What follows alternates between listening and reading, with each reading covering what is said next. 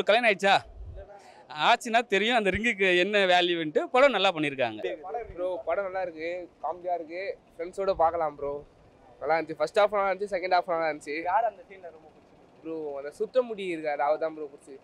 ஆனால் ஒரே ஒரு விஷயம் சொல்கிறேன், படத்தை பார்த்தவங்க முக்கியமான ஒரு விஷயம், யாரும் நம்பக்கூடாது. First nothing is permanent, trust me.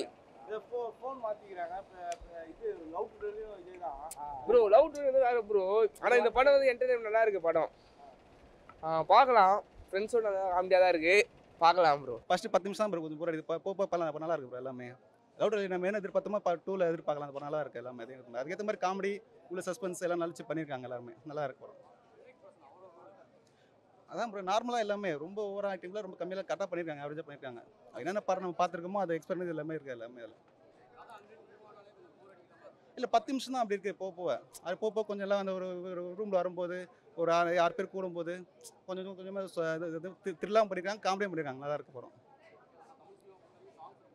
ஆமாம், சாங்ஸ் அந்தளவுக்கு இல்லை. அதான் ஒரு சோகமான சாங்ஸாக வச்சுருக்காங்க. அந்த படத்துக்கு தேவை கிடையாது அந்த சாங்ஸும். அதுதான் சரி.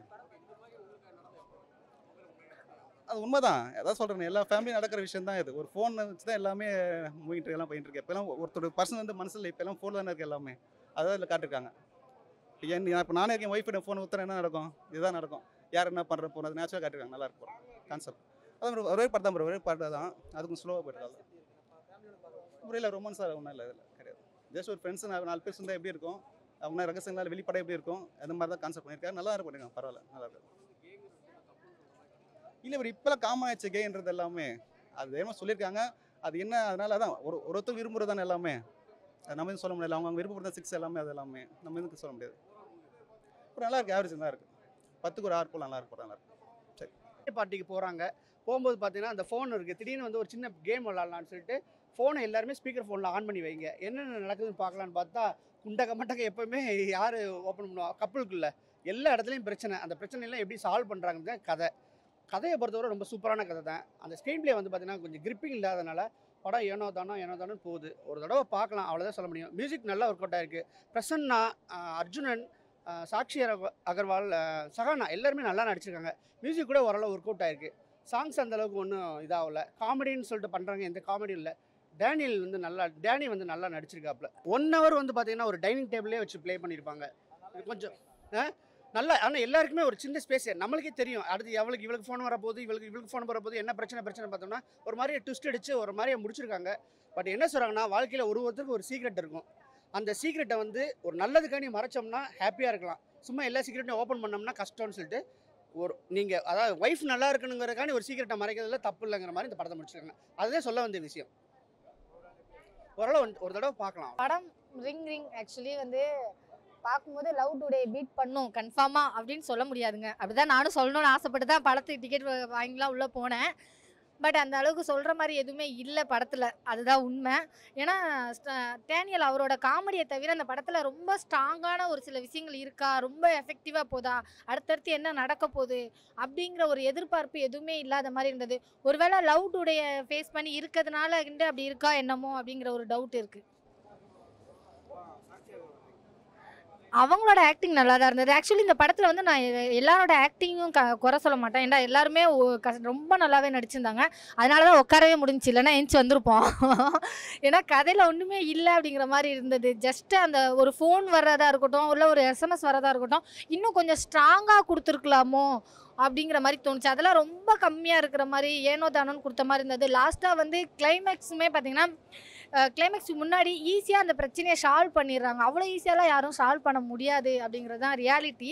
ஸோ லவ் டுடேயில் வந்து நிறைய ரியாலிட்டியாக நம்ம பார்த்த ஒரு ஃபீல் இருந்தது. இதில் வந்து ரியாலிட்டி கம்மியாகி சினிமாட்டிக்காக நிறையா பார்த்த மாதிரி ஒரு ஃபீலாக இருக்குது. ரிங் உங்கள் ஃபோன் அடிக்குதா ரிங்னு? உங்களுக்கு கல்யாணம் ஆயிடுச்சா? ஆச்சுன்னா தெரியும் அந்த ரிங்குக்கு என்ன வேல்யூன்ட்டு. படம் நல்லா பண்ணியிருக்காங்க. லவ் டுடே வந்து கல்யாணத்துக்கு முன்னாடி ஃபோனை மாற்றினா எப்படி இருக்கும், இது வந்து கல்யாணத்துக்கு அப்புறம் ஃபோனை வந்து வெறும் ரிங்கு பண்ணாவே பிரச்சனை வந்து காட்டுற விஷயம் வந்து நல்லா பண்ணியிருக்காரு டேரக்டர். புது டேரக்டர் நல்ல விஷயம் சொல்லியிருக்காங்க. என்னென்னா யாருக்குமே எதையும் மறைக்காதீங்க, ஃபேமிலியாக ஒழுங்காக இருங்க, எல்லா சப்ஜெக்டையும் வந்து தெளிவாக சொன்னீங்கன்னா வீட்டில் பிரச்சனை வராதுன்னு சொல்லிட்டு டேரக்டர் சொல்லியிருக்காரு. எல்லா படமும் லேக் இருக்குது. ஆனால் படம் ஃபுல்லாக ட்விஸ்ட்டு, ஒரு ரிங்குக்கும் ட்விஸ்ட்டுங்க. நல்ல படம், நல்ல ட்விஸ்ட் வச்சுருக்காரு. அது என்னென்னா ஒரே டேப்பில் இருக்கிறதுனால உங்களுக்கு வந்து ஒரு லேக் மாதிரி தெரியும். லேக் கிடையாது, ஒரு இன்ட்ரெஸ்ட்டாக எடுத்துன்னு போயிருக்காங்க.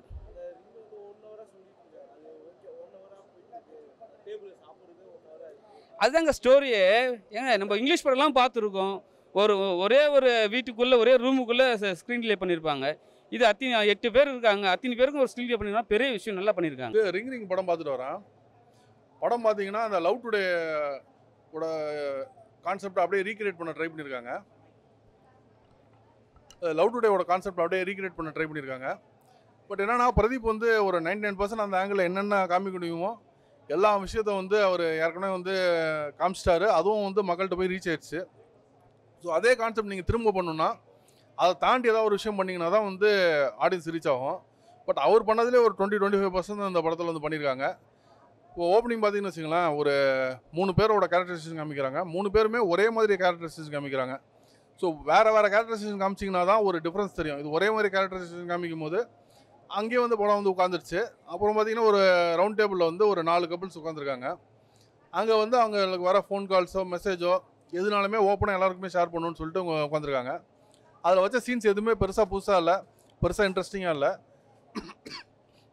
ஃபஸ்ட் ஹாஃப்மே பயங்கர ஸ்லோ, பயங்கர லேக்காக இருக்குது. செகண்ட் ஹாஃப்மே பயங்கர ஸ்லோ, பயங்கர லேக்கு. படம் ஒரு டோட்டல் ஏமாற்றம். டெக்னிக்கல் சைடும் வந்து படம் வந்து ஒரு ஆவரேஜ் தான்.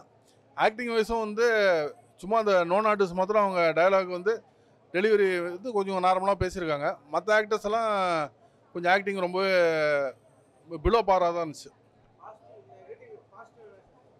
இல்லை பாசிட்டிவ் வந்து இந்த படத்துக்கு பெருசாக பாசிட்டிவ் சொல்ல முடியலங்க. இப்போ நீங்கள் பாசிட்டிவ்னு கேட்டிங்கன்னா என்ன சொல்லலாம், நம்ம விடாமுடிச்சு அடுத்த வாரம் ரிலீஸ் ஆகுது. அதுக்கு முந்தின வாரம் அவங்க போட்டிக்கு அந்த படமே வரல. ஸோ அந்த இடத்துல இவங்க ரிலீஸ் பண்ணது தான் ஒரு பாசிட்டிவ்னு சொல்லலாம். மற்றபடி இந்த படத்தில் வந்து உண்மையிலே சொல்ல போனால் பெரிய நெகட்டிவ் தான் இந்த படம். எதுவுமே ஒர்க் அவுட் ஆகலை.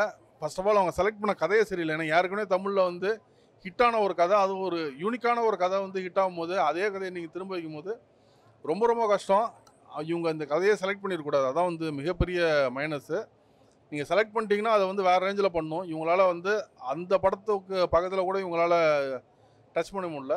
ஸோ அதுதான் இந்த படத்தோட மெயின் மைனஸ். படத்தில் சாங் எதுவுமே இல்லைங்களே. சாங் எதுவும் இருக்கா? இல்லை, சாங் எதுவும் நான் கவனித்த மாதிரி எனக்கு ஞாபகம் இல்லை. சாங் எதுவும் நான் கவனித்த மாதிரி இல்லை. படம் ஒரு